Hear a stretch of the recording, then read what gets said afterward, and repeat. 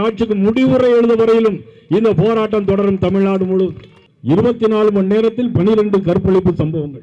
இந்த கட்சியை ஆட்டவோ அசைக்கவோ முடியாது. இந்த கட்சியிலிருந்து வெளியே போனவர்கள் நிறைய பேர்கள். ஆட்சி பொறுப்பேற்று 207 குற்ற சம்பவங்கள் நடைபெற்றிருக்கிறது. அதிமுக சட்டமன்ற உறுப்பினர்களை விலைக்கு வாங்கி கொண்டிருக்கிறீர்கள். வீதிக்கு வருவோம், வீதிக்கு வருவோம். பெண்கள் மானம் காக்க வீதிக்கு வருவோம். தூக்கி எறிவோம், தூக்கி எறிவோம், தூக்கி எறிவோம், தூக்கி எறிவோம், தூக்கி எறிவோம், தூக்கி எறிவோம். தாவேக அரசை தூக்கி எறிவோம், தாவேக அரசை தூக்கி எறிவோம், தாவேக அரசை தூக்கி எறிவோம், தாவேக அரசை தூக்கி எறிவோம். பெண்களின் மானம் காக்க, பெண்களின் மானம் காக்க தாவேக அரசை தூக்கி எறிவோம், தாவேக அரசை தூக்கி எறிவோம். கடந்த திராவிட முன்னேற்ற கழக அரசுக்கும் இந்த தாவேக அரசுக்கும் எந்த வித்தியாசமும் கிடையாது. முதலமைச்சர் தூக்கத்தில் இருந்து இன்னும் எழுந்திருக்கவே இல்லை. அவருக்கு அதிர்ச்சி. என்ன அதிர்ச்சி தெரியுமா? அவருடைய அதிர்ச்சி எல்லாம் எப்படி ஆட்சிக்கு வந்தோம், ஏன் வந்தோம் என்று கூட நினைத்துக் கொண்டிருக்கிறார். 24 மணி நேரத்தில் 12 கற்பழிப்பு சம்பவங்கள். ஒரு மணி நேரத்திற்கு 2 கற்பழிப்பு சம்பவம் நடைபெறுகிறது என்று சொன்னால் இந்த ஆட்சியில் தான். இது ஏதோ ஒரு தனிப்பட்ட சம்பவம் அல்ல. 15ஆம் தேதி மட்டும் கிட்டத்தட்ட 12 பேருக்கு பாலியல் வன்கொடுமை நடந்திருக்கிறது. சரி, ஒரு அரசாங்கம் ஏற்பட்டு 30 நாட்கள் தான் ஆகிறது. நீங்கள் கேட்கலாம், 30 நாள் தான் ஆகிறது என்று. ஆனால் நடைபெற்றுக் கொண்டிருக்கிற சம்பவங்கள் சாதாரண சம்பவம் அல்ல. கோயம்புத்தூருக்கு அருகே சூலூரில் 10 வயது குழந்தையை எத்தனை பேர், 2 பேர்கள் 3 பேர்கள் சேர்ந்து பாலியல் வன்கொடுமை செய்து கொண்டார்கள். அங்கேயும் அமைச்சர்கள் வந்து பார்த்தார்கள். ஆனால் அதற்கு பிறகு ஏதாவது நடவடிக்கை எடுக்கிறது என்று சொன்னால் இல்லை. 2 தினங்களுக்கு முன்பாக சென்னையில் மட்டும் ஒரே நாளில் 14 கற்பழிப்பு சம்பவங்கள். யாருடைய ஆட்சியில்? தாவேக அரசு. இந்த மக்களுடைய அரசு, நம்பிக்கொண்டிருக்கின்ற அரசு, உங்களுடைய கற்பழிப்பு சம்பவங்கள் தொடர்ந்து நடைபெற்றுக் கொண்டிருக்கிறது. ஆனால் அதிலும் ஒரு அடைமொழி, தாவேக காரன் என்று சொன்னால் இன்றைக்கு அவ்வளவு பேரும் சாதாரண மட்டும் ஒருத்தர் மட்டும் 2 பேர் மட்டும் அல்ல.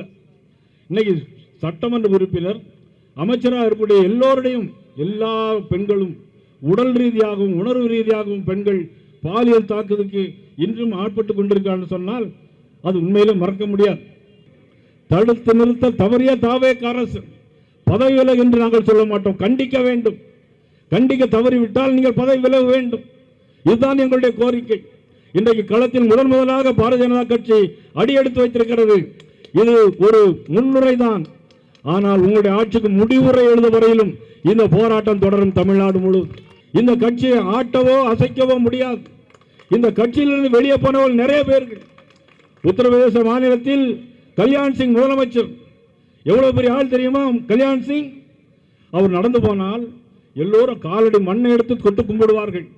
அவர் கட்சியை விட்டு போனார், இந்த கட்சிக்கு எந்த பாதிப்பும் கிடையாது. இதே மாதிரி நிறைய உமா பாரதி இந்த கட்சியை விட்டு போனாங்க, இந்த கட்சிக்கு எந்த பாதிப்பும் கிடையாது. அதே மாதிரி தேஷ்பாய் பட்டேல் இந்த கட்சியை விட்டு போனாங்க, இந்த கட்சிக்கு எந்த மாதிரி பாதிப்பும் இல்லை.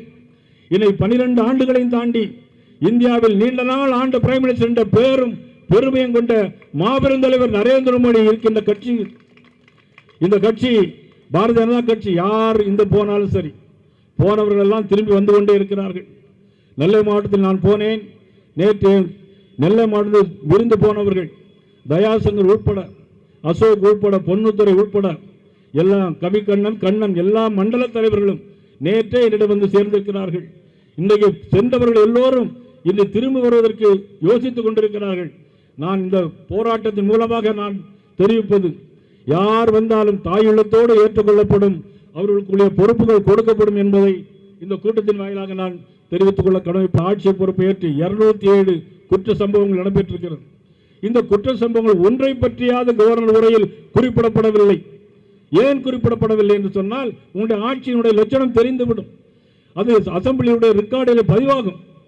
ஆக எந்த ஒரு அறிக்கையும் இதுவரையிலும் தரவில்லை. பாதிக்கப்பட்ட பெண்கள் எல்லோரையும் போய் ஒரு இடத்தில் கூட போய் பார்க்கலாம். ஆனால் நடிகைகளையும் பார்க்கிறார். பட தயாரிப்பாளர்களை இன்னைக்கு சந்தித்துக் கொண்டிருக்கிற முதலமைச்சர் ஜோசப் விஜய் அவர்கள் உண்மையிலே நாங்கள் வன்மையாக இந்த கூட்டத்தின் வாயிலாக கண்டுபிடிக்கிறோம். கண்டனம் தெரிவிக்கிறோம். எல்லோரும் என்னை எதிர்த்து பேசுகிறார்கள். ஆனால் எனக்கு எதிர்த்து பேச பேச எனக்கு எங்களுக்கு எனர்ஜி கிடைக்கிறது சொல்லுறீங்களே, உங்களுடைய எனர்ஜி எல்லாம் இந்த பாதுகாப்புக்கு, பெண்கள் பாதுகாப்புக்கு பயன்படுத்தியிருக்க வேண்டுமா வேண்டாமா? எவ்வளவு பெரிய பிரச்சனைகள்! பெண்கள் இன்னைக்கு ரோட்ல நடமாட முடியாத அளவிற்கு எல்லா இடங்களிலும் கற்பழிப்பு சம்பவங்கள். என்ன பேச்சு பேசுனீங்க ப்ரோ ப்ரோ அப்படின்லாம் பேசுனீங்க. நான் கேட்கிறேன் ப்ரோ, இந்த கற்பழிப்பு சம்பவங்களுக்கு குறைந்தபட்சம் ஒரு கண்டனமாவது நீங்க தெரிவித்திருக்கிறீர்களா? அல்லது அவர்களுக்கு பாதிக்கப்பட்ட பெண்களுக்கு நீங்கள் போய் ஆறுதல் சொன்னீர்களா? இல்லை நீங்கள் தான் போக வேண்டாம், உங்களுடைய நிர்வாகி போக வேண்டுமா? ஏன்னா நிர்வாகி போக முடியாது.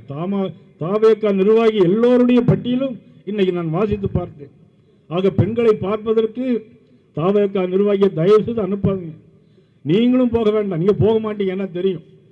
ஏன்னா சட்டமன்றத்தில் 5 மணிக்கு 5 மணி வரைக்கும் இருந்து டிஃபன் சாப்பிட்டுட்டு டிஃபன் கறியில் சாப்பிட்ற மாதிரி போட்டோ, வர்ற மாதிரி போட்டோ எல்லாம் வைக்கிறீங்க. ஆனால் பெண்களுக்கு பாதுகாப்பு எங்கே இருக்கிறது? உங்களுடைய ஆட்சியில் பெண்களுக்கு பாதுகாப்பு இல்லாமல் தான் திமுக அரசு வீட்டுக்கு அனுப்பப்பட்டது என்பதை நீங்கள் ஞாபகம் வைத்துக் கொள்ளுங்கள். அது மட்டுமல்ல, இன்றைக்கு வேட்டையாடுகிறீர்கள், பெண்களை வேட்டையாடுகிறார்கள், நீங்களும் வேட்டையாடுகிறீர்கள். அதிமுக சட்டமன்ற உறுப்பினர்களை விலைக்கு வாங்கி கொண்டிருக்கிறீர்கள். குதிரை பேரம் நடைபெறுகிறது. உங்கள் ஆட்சி மீது உங்களுக்கே நம்பிக்கை இல்லை. அடுத்த கட்சியை அழிக்க வேண்டும் என்பதற்காகவே நீங்கள் இப்போ திட்டம் போட்டிருக்கிறீர்கள். இப்பொழுது 6 மாதத்தில் இடைத்தேர்தல் வர இருக்கிறது. எதற்கு இடைத்தேர்தல் வர வேண்டும்? இடைத்தேர்தல் வர வேண்டும் என்று சொன்னால் அது அந்த சட்டமன்ற உறுப்பினர் முடியாமல் போயிருக்கணும், அல்லது அவர் இறந்திருக்கணும். ஆனால் அவர் ஒன்றுமே இல்லை, உயிரோடு இருக்கிறார். ஆட்சி பொறுப்பு ஏற்ற 1 மாசத்திலேயே இன்னைக்கு எல்லா சட்டமன்ற உறுப்பினர்களும் ராஜினாமா செய்கிறார் என்று சொன்னால் அதற்கு நீங்கள் காரணம். உங்கள் ஆட்சியில் வருவதற்கு முன்பாகவே காமராஜ் சட்டமன்ற உறுப்பினரை குதிரை பேரம் பேசி நீங்கள் அழைத்து சென்றது என்பது இன்னும் விசாரிக்க வேண்டும். அது குதிரை பேரம் நடந்தது என்பது நிச்சயமாக விசாரித்து முடிவெடுக்க வேண்டும் என்று இந்த நேரத்தில் கேட்டுக்கொண்டு, தொடர்ந்து இனிமேலாவது கற்பழிப்பு சம்பவங்கள் நடைபெறாமல் இருக்க வேண்டும் என்பதற்காக நாங்கள் இந்த கண்டனத்தை நாங்கள் பதிவு செய்கிறோம்.